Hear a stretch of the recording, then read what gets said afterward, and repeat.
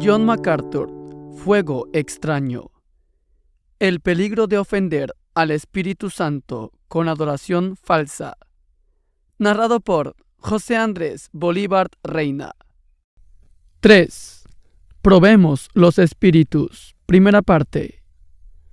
El Nuevo Testamento está lleno de advertencias acerca de los falsos maestros y la necesidad de que cada creyente ejerza un discernimiento espiritual.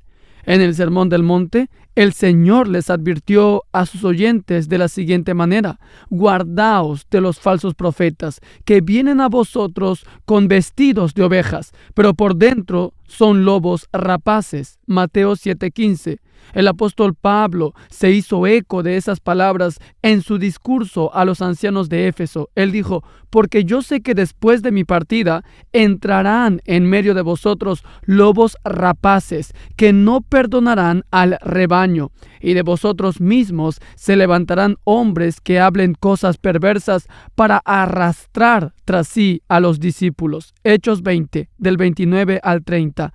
Del mismo modo, Pedro exhortó a sus lectores a estar en guardia contra los falsos maestros que introducirán encubiertamente herejías destructoras y el error en la iglesia. Segunda de Pedro 2:1. Los falsos maestros representan una grave amenaza para la salud y la unidad de la iglesia desde el principio. Tendemos a pensar en la iglesia primitiva como pura e inmaculada, pero la herejía comenzó a infestarla desde su nacimiento. La amenaza de la falsa doctrina era un tema constante en la enseñanza apostólica. Jesús mismo les dio instrucciones a los creyentes para que tuvieran especial cuidado en la evaluación de cualquier mensaje espiritual o cualquier mensajero autoproclamado que dijera hablar en nombre de Dios. Hablando sobre los falsos profetas, Jesús le dijo a la multitud lo siguiente en Mateo 7:16: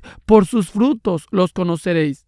Las cartas de Segunda de Pedro y Judas delinean cuáles son esos frutos, que incluyen el amor al dinero, el pecado sexual, la arrogancia, la hipocresía y la teología aberrante. En el contexto de la evaluación de los mensajes que pretenden ser proféticos, Pablo les indicó a los tesalonicenses lo siguiente: examinadlo todo, retened lo bueno, absteneos de toda especie de mal. Primera de Tesalonicenses 5:21 al 22. Las doctrinas novedosas, la autopromoción ostentosa y los reclamos de una nueva revelación de Dios, todas características muy comunes del movimiento carismático, son las señales particulares de un falso maestro. La afirmación que una nueva enseñanza proviene de Dios resulta absolutamente esencial para el éxito de cualquier plan herético. Por lo tanto, es igual de esencial que los creyentes ejerciten el discernimiento bíblico en el conocimiento de la mentira. Si los cristianos fallan en este sentido, demuestran el peligro de su inmadurez, permitiéndose ser como niños, llevados por doquiera de todo viento de doctrina, por estratagema de hombres que para engañar emplean con astucia las artimañas del error. El apóstol Juan escribió su primera epístola más de medio siglo después de que Jesús predicara el Sermón del Monte y varias décadas más tarde de que Pablo escribiera sus cartas. Sin embargo, nada había cambiado. Los falsos maestros todavía planteaban una amenaza importante para la iglesia, así que Juan animó a sus lectores a conocer y amar la verdad. Al mismo tiempo, les advirtió que se protegieran contra las doctrinas engañosas y destructivas de los falsos profetas. En 1 de Juan 4, del 1 al 8, el apóstol delineó una estrategia mediante la cual los creyentes pueden convertirse en expertos en lo que concierne a diferenciar entre la verdadera obra del Espíritu Santo y los ministerios engañosos de los falsos profetas. Aunque fueron escritos en el primer siglo, los principios presentados en estos versículos son atemporales. resultan pertinentes, en especial en un momento en que muchos de los llamados líderes cristianos y los medios de comunicación religiosos son felices al mezclar la verdad con errores de todo tipo y venderlo como palabra de Dios. El capítulo comienza con estas palabras y dice: amados, no creáis a todo espíritu, sino probad los espíritus si son de Dios, porque muchos falsos profetas han salido por el mundo. Primera de Juan 4:1. La palabra griega traducida probad se utilizaba en la antigüedad para referirse al proceso metalúrgico del mineral a fin de determinar su pureza y valor. Los metales preciosos se probaban en un crisol u horno. Proverbios 17:3, sometiéndolos a un calor intenso que revelaría y quemaría la escoria sin valor y las impurezas que podrían estar mezcladas con el metal. De manera similar, los creyentes están continuamente probando los espíritus, evaluando a los ministros, sus mensajes y los principios que animan a cada enseñanza para discernir entre lo que es verdaderamente valioso y lo que es falso. En los versículos 2 al 8, Juan continúa su consejo de probar los espíritus con un esquema de 5 puntos para evaluar la verdadera naturaleza de cualquier enseñanza. Más de 1600 años después de que el apóstol Juan muriera, Jonathan Edwards estudió este pasaje y aplicó sus principios al gran despertar. Como hemos visto, él no defendió el avivamiento de Norteamérica basado en su popularidad o por el entusiasmo emocional que produjo. Más bien permitió que la prueba de las Escrituras determinara la respuesta adecuada a los fenómenos espirituales de su tiempo. Al igual que Edwards, los creyentes de hoy no tienen más que una norma segura para evaluar las experiencias espirituales contemporáneas, incluso los reclamos y prácticas del movimiento carismático moderno. Solo aquello capaz de soportar el escrutinio de las Escrituras puede ser aceptado, mientras que lo que no cumple con este parámetro debe ser confrontado y rechazado. El deber de cada pastor y maestro, así como la responsabilidad de cada creyente verdadero, no implica nada menos que eso. Podríamos enmarcar estas pruebas de 1 de Juan 4, del 2 al 8, en la forma de 5 preguntas. Número 1, ¿exalta al verdadero Cristo? Número 2, ¿se opone a lo mundano? Número 3, ¿lleva a las personas hacia las Escrituras? Número 4, ¿exalta la verdad? Número 5, ¿produce amor a Dios y a los demás? Estas son las pruebas que Jonathan Edwards aplicó al avivamiento espiritual del gran despertar. En este capítulo y el siguiente vamos a examinar el movimiento carismático moderno a la luz de estos mismos principios. Comencemos pues con la primera prueba. ¿Exalta al verdadero Cristo? Cuando Jonathan Edwards estudió la primera carta de Juan, identificó la verdad esencial de 1 de Juan 4, del 2 al 3, a saber que una obra verdadera del Espíritu Santo exalta al verdadero Cristo. A diferencia de los falsos profetas, los que están verdaderamente llenos del poder del Espíritu Santo le dan el énfasis principal a la persona y la obra del Señor Jesucristo. Por lo tanto, una verdadera obra del Espíritu Santo se enfoca en el Salvador, señalando hacia Él de una manera precisa, preeminente y que lo exalta. Los falsos maestros, por el contrario, disminuyen y distorsionan la verdad acerca de Cristo. Una de las herejías populares en la época de Juan atacaba la doctrina bíblica de la encarnación de Cristo al negar que Jesús poseyera un cuerpo humano físico. Esa noción equivocada, conocida como docetismo, de la palabra griega que significa apariencia, enseñaba que el cuerpo del Señor no era más que una ilusión.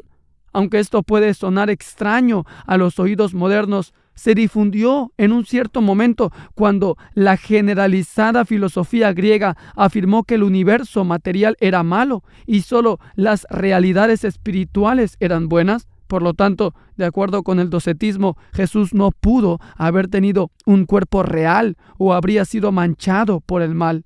Las enseñanzas del docetismo se acomodaban perfectamente al dualismo griego. pero estaban en completo desacuerdo con la verdad bíblica acerca de Cristo y su evangelio. Reconociendo el peligro del docetismo, el apóstol Juan expuso lo que realmente era un engaño satánico. Él escribió: en esto conoced el Espíritu de Dios. Todo espíritu que confiesa que Jesucristo ha venido en carne es de Dios, y todo espíritu que no confiesa que Jesucristo ha venido en carne no es de Dios. Primera de Juan 4, del 2 al 3. El punto del apóstol era inconfundible. Si alguien predica una versión falsa de Jesucristo, como la que se encuentra en el docetismo, esa persona se revela como un falso profeta cuyo ministerio no proviene de Dios. A partir de este pasaje, Jonathan Edwards expresó el principio más amplio, es decir, que una verdadera obra del Espíritu guía siempre y necesariamente a las personas a la verdad sobre el Señor Jesucristo. Comentando estos versículos, Edwards escribió lo siguiente, y cito: cuando es el Espíritu quien está obrando en el pueblo, se observa de una manera tal que se eleva entre las personas la estima de ese Jesús que nació de la Virgen y fue crucificado fuera de las puertas de Jerusalén, y parece confirmarse y establecerse aún más en sus mentes la verdad que el Evangelio declara acerca de que Él es el Hijo de Dios y el Salvador de los hombres. Esta es una señal segura de que ese Espíritu es el Espíritu de Dios. Cierro cita. Por el contrario, aquellos ministerios que distraen a la gente de Cristo o distorsionan la verdad de su naturaleza y su Evangelio o tratan de disminuir su gloria, ciertamente no están facultados por el Espíritu Santo, tal como Edwards explica. Él dice lo siguiente, y cito: la persona de la que el Espíritu da testimonio y cuya estima y respeto eleva debe ser aquel Jesús que apareció en la carne y no otro Cristo en su lugar, no cualquier místico o fantástico Cristo, tal como la luz interior que el espíritu de los cuáqueros ensalza, que disminuye la estima hacia Él y la dependencia de un Cristo externo o de ese Jesús que vino en la carne y los guía fuera de Él. Pero el Espíritu da testimonio de ese Jesús y conduce a Él. El diablo tiene la enemistad más amarga e implacable contra esa persona, hablando acerca de Cristo, sobre todo en su carácter de Salvador de los hombres. Él odia a muerte la historia y la doctrina de la redención. Nunca engendraría a los hombres más pensamientos honorables de Él. Y si los inclina aún más a temerle y le da mayor peso a sus propias instrucciones y mandatos. Cierro cita. El diablo busca torcer, confundir y ocultar la verdad acerca del Señor Jesús. Quiere alejar la atención de las personas del Salvador por cualquier medio posible. Una verdadera obra del Espíritu hace exactamente lo contrario. Apunta hacia el Cristo bíblico y afirma la verdad de su Evangelio. Una verdadera obra del Espíritu guía a las personas a Cristo. La gloriosa prioridad del Espíritu Santo es guiar a las personas hacia el Señor Jesucristo. Cuando Jesús les dijo a sus discípulos: mas el Consolador, el Espíritu Santo, a quien el Padre enviará en mi nombre, Él os enseñará todas las cosas y os recordará todo lo que yo os he dicho. Él me glorificará porque tomará de lo mío y os lo hará saber. Juan 14, 26 y 16, 14. La obra del Espíritu siempre está enfocada en el Salvador, y cualquier ministerio o movimiento al que Él le da poder compartirá la misma prioridad y claridad. En contraste con esto, el énfasis en la persona y la obra de Cristo no es la característica definitoria del movimiento carismático, en el que, en cambio, ha tomado el lugar central una fijación intensa en una caricatura de la bendición y los dones del Espíritu Santo. Autores carismáticos como Jake Hayford y David Moore afirman lo siguiente, y cito: en el popurrí pentecostal solo una cosa es la misma para todos: la pasión que tienen por experimentar la presencia y el poder del Espíritu Santo. Este es el denominador común. Tal énfasis en el Espíritu Santo, la tercera persona de la Trinidad, es lo que define el siglo carismático. Cierro cita. Irónicamente, ellos celebran una prioridad inadecuada. Con el pretexto de honrar al Espíritu Santo, los carismáticos por lo general ignoran el verdadero propósito del ministerio del Espíritu, el cual es llamar la atención de todos hacia el Señor Jesucristo. Como Steve Lawson observa acertadamente, él dice, y cito: el deseo del Espíritu Santo es que nos centremos en Jesucristo, no en Él mismo. Ese es el ministerio principal del Espíritu. Él nos está señalando a Jesús, llevándonos a Cristo con mayor claridad. Cuando el Espíritu Santo se convierte en un fin en sí mismo, entonces hemos malentendido su ministerio. Cierro cita.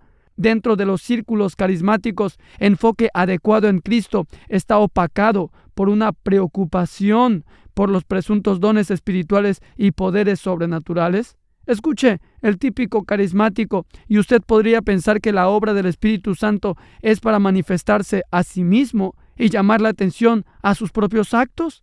En palabras de Kenneth D. Jones, un antiguo pentecostal, muchas iglesias carismáticas están centradas en el Espíritu en lugar de en Cristo. Él lo dice. Al reflexionar sobre sus propias experiencias en el movimiento con fenómenos como la marcha de Jericó, el hablar en lenguas y ser derribado por el Espíritu, Jones observa esto, y cito: en cada paso fueron presentadas a nosotros como el mover soberano del Espíritu, entre comillas, y una forma de recibir el poder del Espíritu Santo. En el logro de estas experiencias se nos exhorta a ceder al Espíritu, liberar el poder del Espíritu en nosotros, sentir su presencia y la unción moviéndose sobre nosotros, escuchar su voz nueva y refrescante. Jesús fue relegado a un segundo plano mientras tratábamos de tener una experiencia del Espíritu. Estamos siendo urgidos a enfocarnos en el Espíritu Santo en lugar de en Jesucristo. El resultado de este mensaje torcido fue un énfasis excesivo en las emociones y una exageración de las expectativas, como si pudiéramos llevar una vida sobrenatural en la que los milagros superarían todas las circunstancias negativas. Nos dijeron que si podíamos llegar a un estado de plenitud del Espíritu, tendríamos poder sobrenatural. Cierro cita. Otro autor recuerda igualmente que era muy fácil llegar a emborracharse con el poder de Dios. En sus propias palabras, obsesionarse con lo milagroso, tener una fijación con los dones espirituales y perder de vista a Jesucristo en el proceso. Ahora, tales testimonios indican que Ronald Baxter tenía razón cuando pregunta lo siguiente, y cito: ¿qué tipo de unión produce el movimiento carismático? Es una que sustituye a Cristo por un énfasis en el Espíritu Santo. Cierro cita. Incluso algunos autores carismáticos en momentos de sinceridad han reconocido que su movimiento está fuera de balance en su obsesión de experimentar al Espíritu. Por ejemplo, el pionero pentecostal y patriarca Donald Gee, al final de su vida, lamentó el hecho de que después de 75 años de historia, el pueblo pentecostal en gran parte todavía exhibe una obsesión hacia lo emocional, lo espectacular y la búsqueda de señales. Cierro cita. Medio siglo después, esa obsesión se ha vuelto más desenfrenada que nunca. Todo esto pone en tela de juicio la premisa fundamental del movimiento carismático. Si el Espíritu Santo llama la atención no a sí mismo ni a los hombres, sino que enfoca toda la atención en el Señor Jesucristo y lo que Dios ha hecho en y mediante su Hijo, ¿por qué entonces el autoproclamado movimiento del Espíritu no se define por ese mismo atributo?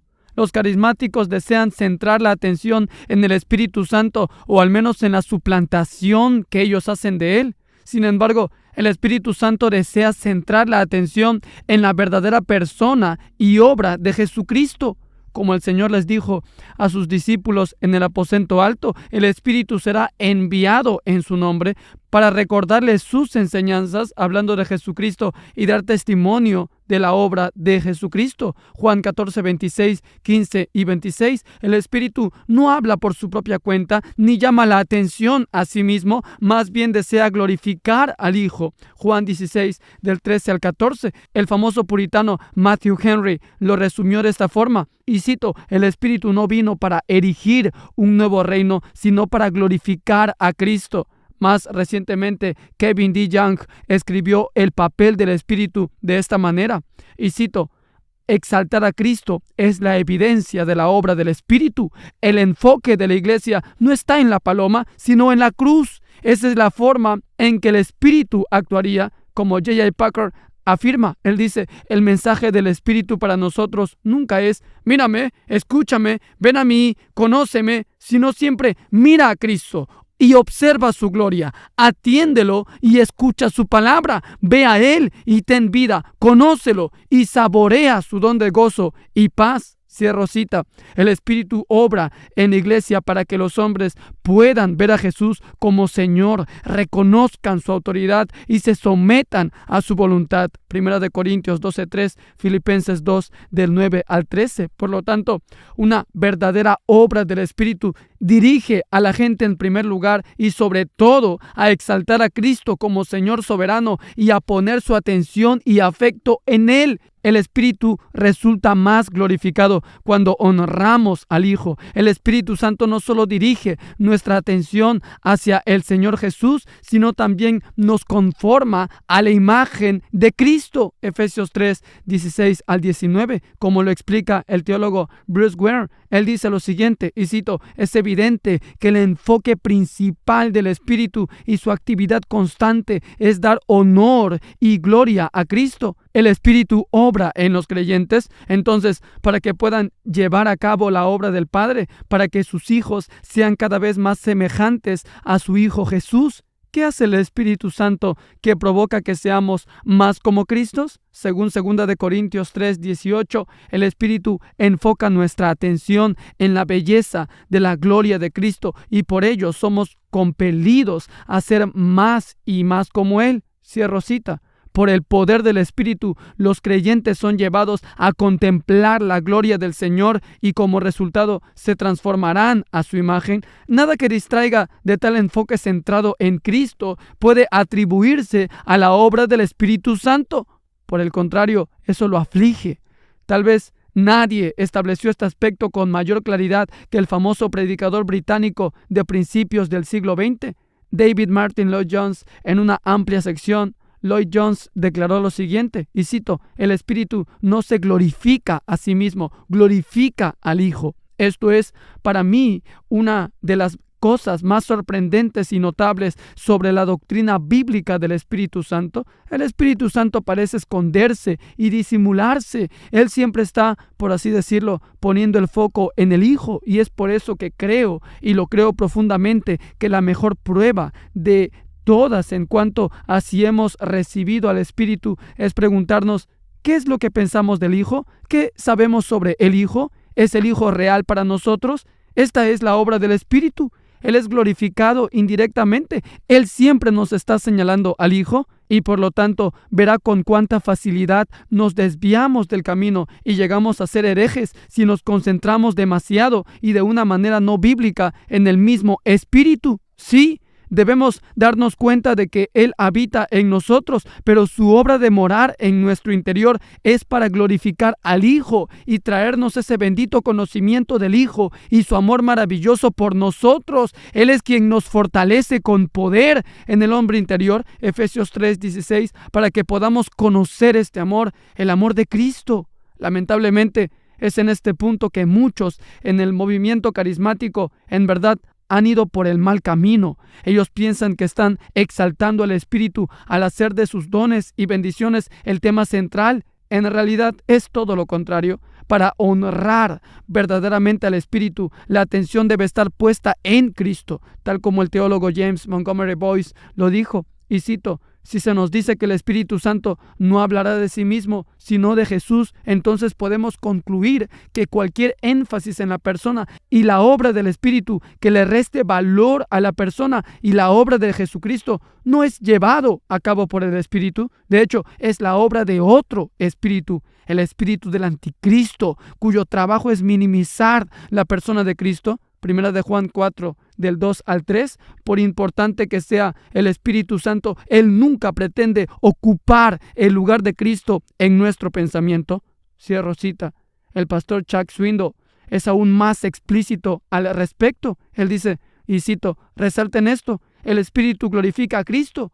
Voy a ir a un paso más allá. Si el Espíritu Santo mismo es enfatizado y magnificado, el Espíritu no forma parte de ello. Cristo es el glorificado. Cuando el Espíritu actúa, Él hace su trabajo detrás de escena. Nunca es el centro de atención. Cierro cita. Cuando los dones espirituales, el poder milagroso o las promesas de salud y riquezas se ponen en primer lugar y son el centro del foco, el foco se dirige lejos de Jesucristo. Este tipo de desvío no es obra del Espíritu Santo. El pastor Dan Phillips trata el punto de forma sucinta y dice lo siguiente, cito, muéstreme a una persona obsesionada con el Espíritu Santo y sus dones, reales o imaginarios, y yo le mostraré una persona no llena del Espíritu Santo. Muéstreme a alguien enfocado en la persona y la obra de Jesucristo, que nunca se cansa de aprender acerca de Él, piensa en Él y le exalta, que habla acerca de Él, por Él y a Él, emocionado y fascinado con sus perfecciones y belleza,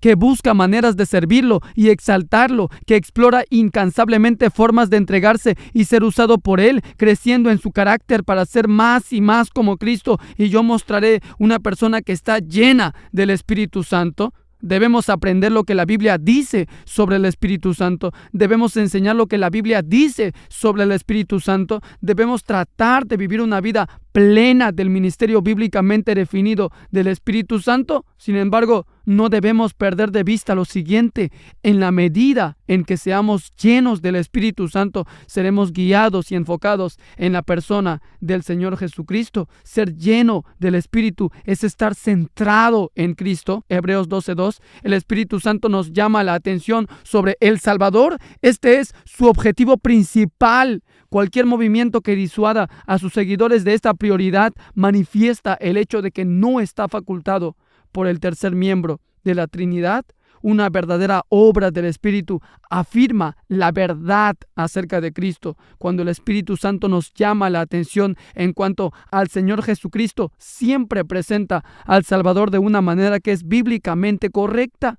Debido a que es el Espíritu de verdad, en Juan 15:26, su testimonio sobre el Señor Jesucristo siempre concuerda con la verdad de la palabra, la cual inspiró el Espíritu Santo mismo. Él fue quien dirigió a los profetas del Antiguo Testamento para que predijeran la venida del Mesías, 2 de Pedro 1:21. Como el apóstol Pedro explicó en 1 de Pedro 1:10 al 11, y cito, los profetas que profetizaron de la gracia destinada a vosotros inquirieron y diligentemente indagaron acerca de esta salvación, escudriñando qué persona y qué tiempo indicaba el Espíritu de Cristo que estaba en ellos, el cual anunciaba de antemano los sufrimientos de Cristo y las glorias que vendrían tras ellos. Cierro cita. El Señor Jesucristo es el tema de toda la Escritura.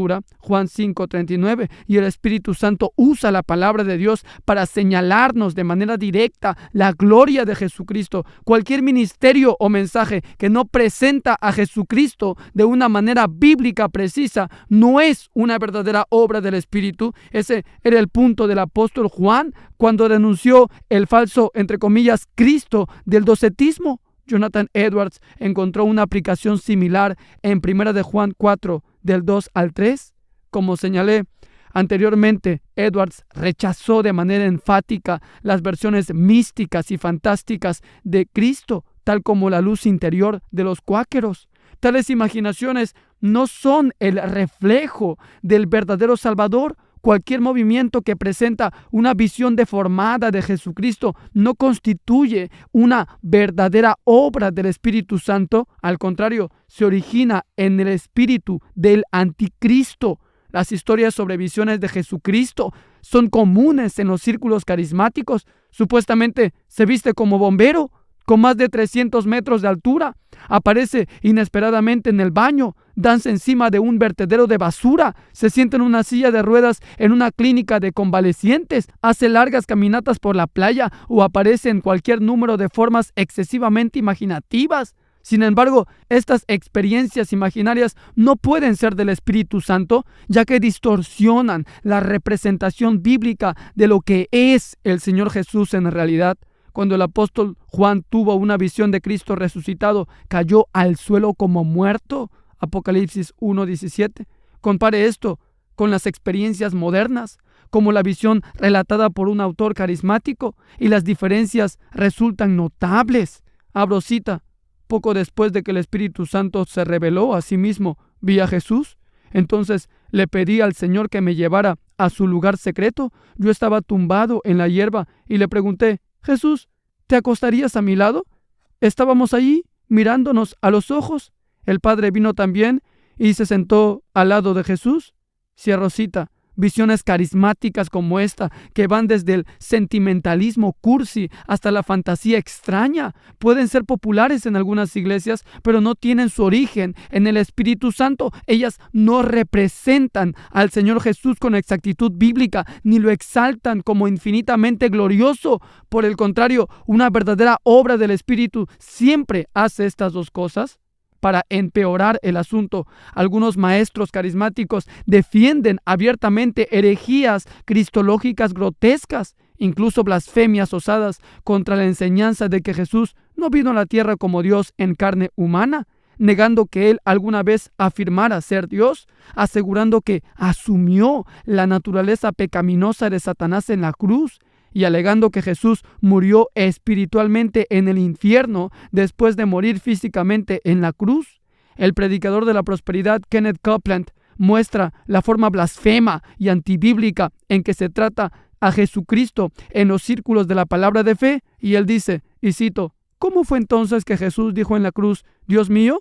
Porque Dios ya no era su Padre. Él tomó sobre sí la naturaleza de Satanás, y le aseguro que Jesús se encuentra en medio de ese pozo. Está sufriendo todo lo que hay que sufrir. Su demacrado, escaso e inferior espíritu fue llevado hasta el fondo y el diablo creyó que lo había destruido. Sin embargo, de repente Dios comenzó a hablar. Cierro cita. Creflo Dollar, otro defensor de palabra de fe, muestra una irreverencia similar al cuestionar de forma evidente la deidad de Cristo. Y abro cita: ¿Jesús no vino perfecto? ¿Creció hasta alcanzar su perfección? Usted lo conoce en un pasaje de la Biblia. Dice que estaba viajando y que se cansó. Uno esperaría que Dios no se cansara, pero Jesús lo hizo. Si Él vino como Dios y se cansó, afirma que se sentó junto al pozo porque estaba cansado. Óigame, ¿estamos en problemas? Y alguien dijo: bueno, Jesús vino como Dios. Bien, ¿cuántos de ustedes saben que la Biblia declara que Dios nunca duerme ni descansa? Sin embargo, en el libro de Marcos vemos a Jesús dormido en la parte posterior de la barca. Cierro cita. Irónicamente, aunque dudan de la deidad de Cristo, los maestros de la palabra de fe al mismo tiempo se exaltan a la condición de pequeños dioses. En las propias palabras retorcidas de Kenneth Copeland, quien pretende hablar en nombre de Cristo, él dice lo siguiente, cito: no se molesten cuando la gente los acuse de pensar que ustedes son Dios. Ellos me crucificaron por afirmar que era Dios. Yo no dije que era Dios, solo afirmé que andaba con Él y que Él estaba en mí. ¡Aleluya! Eso es lo que ustedes están haciendo. Cierro cita. Para cualquier verdadero creyente, la arrogancia y la burda mentira inherentes a tales declaraciones dan escalofríos. Solo el espíritu del anticristo podría inspirar ese tipo de enseñanza desvergonzadamente antibíblica. Por el contrario, una verdadera obra del Espíritu Santo guía a las personas a la verdad acerca de nuestro gran Dios y Salvador Jesucristo. Tito 2:13. De la misma forma, el Espíritu Santo guía a las personas a la verdad del Evangelio de Jesucristo. El Espíritu fue enviado para convencer al mundo de pecado y de justicia, de modo que los pecadores puedan creer en el Señor Jesús. Juan 16, del 7 al 11. El Espíritu da testimonio de la verdad histórica del Evangelio, Hechos 5:30 al 32, y capacita a los que predican el mensaje de salvación, 1 de Pedro 1:12.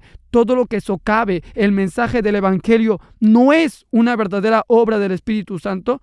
Una devaluación de la verdad del Evangelio se observa en el amplio marco ecuménico del mundo carismático, el cual incluye a carismáticos católicos, pentecostales unitarios, maestros de la palabra de fe y otros grupos aberrantes. La característica común que une al movimiento carismático no es la verdad del Evangelio, sino las experiencias espirituales extáticas y los fenómenos físicos, tales como el hablar en lenguas. Como observa un autor, y cito, el hecho de que el movimiento carismático ha florecido dentro del sistema jerárquico de la Iglesia católica, así como en las iglesias independientes extremadamente informales, indica que la experiencia de los dones del Espíritu y las doctrinas tales como el nacimiento en el Espíritu son lo bastante flexibles para darle cabida a diferentes convicciones teológicas en el espectro de la fe cristiana. Cierro cita. Debido a que la sana doctrina está subordinada a la experiencia espiritual, muchos dentro del mundo carismático aceptan alegres las falsas formas del Evangelio. La renovación carismática católica se inició en 1967, cuando un grupo de estudiantes dijo haber recibido el bautismo del Espíritu Santo y comenzó a hablar en lenguas. El movimiento fue pronto reconocido de manera oficial por el Papa Juan Pablo II y se expandió rápidamente con la bendición de la Iglesia Católica. Según Allen Anderson, y cito, para el año 2000 se estimaba que había 120 millones de carismáticos católicos, un 11% de todos los católicos en todo el mundo y casi el doble del número de todos los pentecostales clásicos combinados. Cierro cita. Estas cifras indican que más de una quinta parte de la población carismática mundial es católica romana. Aunque los carismáticos católicos sostienen la doctrina católica, incluyendo la negación de Roma de que los creyentes son justificados solo por la fe, la creencia de la eficacia ex opere operato de los 7 sacramentos romanos, toda la idolatría de la misa católica y el culto idolátrico a María han sido adoptados abiertamente por muchos grupos pentecostales y carismáticos protestantes. Tipi Tickben explica lo siguiente, y cito, los católicos carismáticos, como otros en el movimiento pentecostal, han llegado a compartir su experiencia fundamental, hablando de un encuentro con el Espíritu Santo con ciertos carismas que normalmente siguen. Estas similitudes han hecho posible que los católicos y los protestantes participen en reuniones carismáticas e incluso vivan juntos en comunidades aliadas desde el inicio del movimiento. Cierro cita. A modo de ejemplo, considere el siguiente informe, y cito, 10,000 carismáticos y pentecostales oraron, cantaron, danzaron, aplaudieron y vitorearon bajo el nexo común del Espíritu Santo durante una convención ecuménica de 4 días el pasado verano. Aproximadamente la mitad de los participantes en el Congreso sobre el Espíritu Santo y la Evangelización Mundial, que se celebró del 26 al 29 de julio en Orlando, Florida, eran católicos. El Espíritu Santo quiere derribar los muros entre católicos y protestantes, dijo Vincent Sina, decano en teología de la Universidad Regent de Pat Robertson, que presidió el Congreso. Cierro cita. En tales casos, la sana doctrina ha sido ignorada en aras de una falsa unidad que se basa en experiencias espirituales compartidas en lugar de en la verdad bíblica. Sin embargo, ya que la Iglesia Católica Romana enseña un evangelio falso y corrupto, como los protestantes que reconocen la autoridad y la suficiencia de las Escrituras han afirmado siempre de manera categórica, el espíritu de la renovación carismática católica no es el Espíritu Santo. Igualmente preocupante es el pentecostalismo unitario, un gran segmento del movimiento carismático con unos 24 millones de miembros en todo el mundo que niega la doctrina de la Trinidad. como William Kay explica lo siguiente, y cito: entre los pentecostales clásicos estrechamente definidos en los Estados Unidos, alrededor del 25% son unitarios en su teología. Esta teología tiene afinidades con el modalismo, en el sentido de que se entiende que Dios se manifiesta de tres modos, es decir, Padre, Hijo y Espíritu, en lugar de ser tres personas divinas coiguales y coexistentes, como se indica en el credo de Atanasio. Cierro cita. En la historia de la Iglesia, el modalismo fue condenado a fondo, ya que rechazó la enseñanza bíblica de que la deidad se compone de tres personas distintas, el Padre, el Hijo y el Espíritu Santo. Al contrario, los modalistas afirmaron lo siguiente, abro cita, que hay un Dios que puede ser designado por tres nombres diferentes, Padre, Hijo y Espíritu Santo, en diferentes momentos, pero estas tres no son personas distintas. Al contrario, son diferentes modos.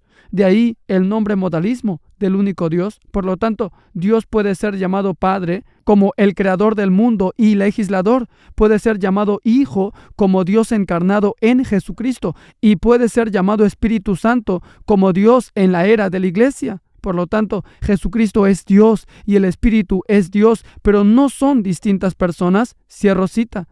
Desde los concilios de Nicea y Constantinopla, el modalismo ha sido universalmente reconocido por todas las ramas principales del cristianismo como herético, cayendo fuera de los límites de la ortodoxia teológica. Aún más importante, el modalismo se queda corto en cuanto a la clara enseñanza de las Escrituras, Mateo 3:13 al 17, 28, 19 y muchos otros pasajes. Otro ejemplo de ecumenismo carismático se observa en el caso del popular predicador de la prosperidad Joel Osteen. La doctrina de Osteen es poco profunda, una variedad endulzada del universalismo que se destaca por su marcado desacuerdo con todo lo que las Escrituras afirman acerca de la supremacía y la exclusividad de Cristo. Cuando se le preguntó si pensaba que las personas que se niegan a aceptar a Jesucristo estaban equivocadas, Osteen respondió con ambigüedad incierta lo siguiente: bueno, yo no sé si creo que están equivocadas. Creo que esto es lo que enseña la Biblia y la fe cristiana. Eso es lo que creo. Sin embargo, pienso que solo Dios juzgará el corazón de la persona. Pasé mucho tiempo en la India con mi padre y no conozco todo sobre su religión, pero sé que aman a Dios. Y no sé, he visto la sinceridad de ellos, así que no sé. Sé que en lo que a mí respecta, y es lo que la Biblia enseña, quiero tener una relación con Jesucristo. Cierro cita. En otra ocasión, a Osteen se le preguntó si los mormones son cristianos verdaderos. Su respuesta fue igual de decepcionante. Él dijo, y cito, bueno, pienso que lo son. Mitt Romney ha dicho que él cree en Cristo como su Salvador, y eso es lo que yo creo. Así que, ya sabes, no soy el que juzga los pequeños detalles de esto, de modo que creo que lo son. Cierro cita. El comentario confuso de Osteen acerca de los santos de los últimos días introduce un punto de discusión interesante, en especial debido a que los fundadores de los mormones afirman experimentar los mismos fenómenos sobrenaturales que los pentecostales y carismáticos. En la dedicación del templo Kirtland en 1836, Joseph Smith informó de varios tipos de fenómenos carismáticos, incluyendo lenguas, profecías y visiones milagrosas. Otros relatos de testigos oculares de ese mismo evento contienen afirmaciones similares. Abro cita, hubo grandes manifestaciones de poder como hablar en lenguas, ver visiones, ministración de los ángeles, y se trataba del Espíritu del Señor como en el día de Pentecostés, vertido profusamente. Cientos de ancianos hablaron en lenguas. Cierro cita. Más de medio siglo antes de que Charles Parham y los pentecostales hablaran en lenguas, los santos de los últimos días informaron acerca de brotes similares, lo que llevó a algunos historiadores a rastrear las raíces del pentecostalismo hasta el mormonismo. Incluso hoy, las similitudes entre los dos grupos ha llevado a algunos a buscar una mayor unidad entre ellos. En su libro Construyendo puentes entre cristianos llenos del Espíritu y los santos de los últimos días, autores como Ruff y Cathy Descon afirman lo siguiente, y cito, A pesar de que hay una barrera increíble de lenguaje y cultura entre los Sith, santos de los últimos días, y los Cle, cristianos llenos del Espíritu, a menudo estos dos grupos creen en muchas de las mismas doctrinas básicas. Cierro cita. Aunque el pentecostalismo ha rechazado tradicionalmente a los santos de los últimos días, comentarios como los realizados por Joel Osteen indican que una nueva ola de inclusivismo ecuménico pueden estar en el horizonte. Es apenas una coincidencia que el Seminario Teológico Fuller, en lugar de nacimiento del movimiento de la tercera ola, sea actualmente líder en la campaña por una mayor unidad entre los mormones y los cristianos evangélicos. Otra importante distorsión carismática del evangelio se encuentra en las promesas de salud y riquezas del evangelio de la prosperidad del movimiento Palabra de Fe, un error fatal que domina el movimiento carismático. Como señalamos en el capítulo anterior, la teología de la prosperidad es una característica definitoria de todo el pentecostalismo, de tal manera que la mayoría de los pentecostales, excediendo el 90% en la mayoría de los países, mantienen estas creencias. El materialismo codicioso del evangelio de la prosperidad se convierte en el evangelio bíblico de ellos. El verdadero evangelio constituye una oferta de salvación del pecado y la muerte espiritual. El evangelio de la prosperidad hace caso omiso de esas realidades eternas y promete falsamente la liberación de los problemas temporales como la pobreza económica y la enfermedad física. Jesús llamó a sus discípulos a abandonarlo todo, tomar su cruz y seguirle. Lucas 9:23. Por el contrario, el evangelio de la prosperidad ofrece comodidades carnales, riquezas terrenales y un éxito mundano a millones de personas desesperadas que literalmente lo hacen suyo. Mientras que el verdadero evangelio se centra en la gloria de Dios, el evangelio de la prosperidad pone los deseos y anhelos del hombre en primer lugar y en el centro. Como un autor explica, y cito, los vendedores ambulantes de esta perversión son culpables de vender de forma literal un falso evangelio en el que han desplazado a Cristo del centro del evangelio y exaltado lo temporal por encima de lo eterno. Cierro cita. En el proceso de traficar sus mercancías heréticas, los predicadores de la prosperidad han hecho del cristianismo una burla a los ojos del mundo. Tal vez Bruce Bickle y Stan Jans lo expresaron de la mejor forma cuando dijeron en broma, diciendo, y cito, el evangelio de la prosperidad es la versión del cristianismo de la lucha libre profesional. Usted sabe que es falso, sin embargo, tiene valor como entretenimiento. Cierro cita.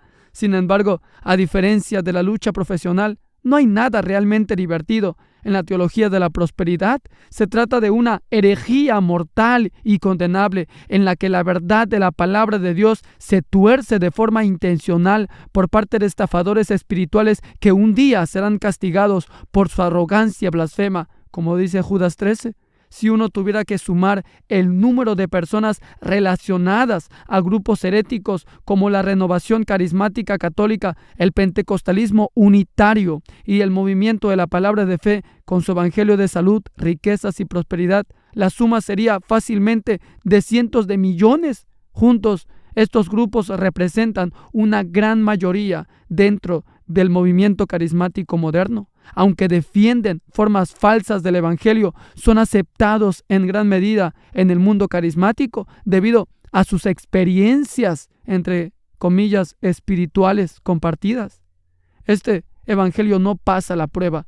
Tal como hemos visto en este capítulo, una verdadera obra del Espíritu Santo guía a las personas a la verdad sobre Cristo. Jonathan Edwards explicó esa prueba a las experiencias espirituales de su época.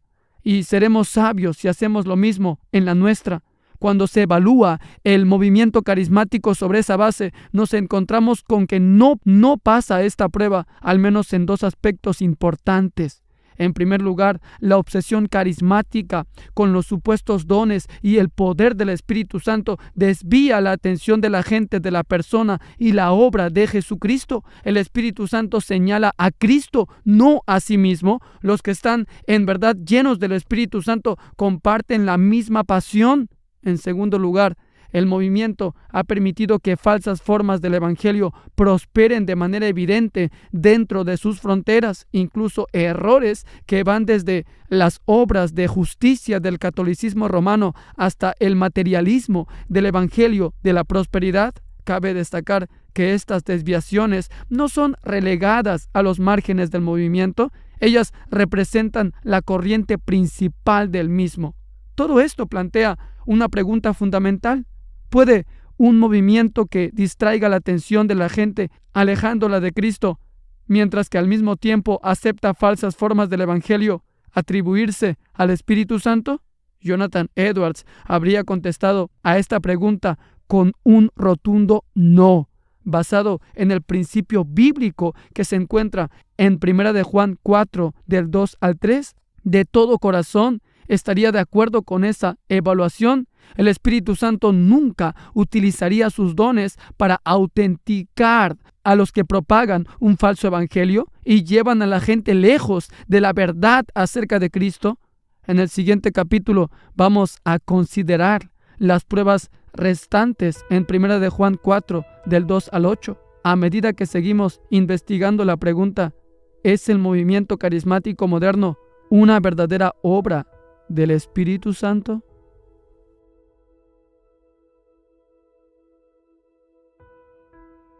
Hemos concluido con el capítulo 3 del libro Fuego Extraño de John MacArthur.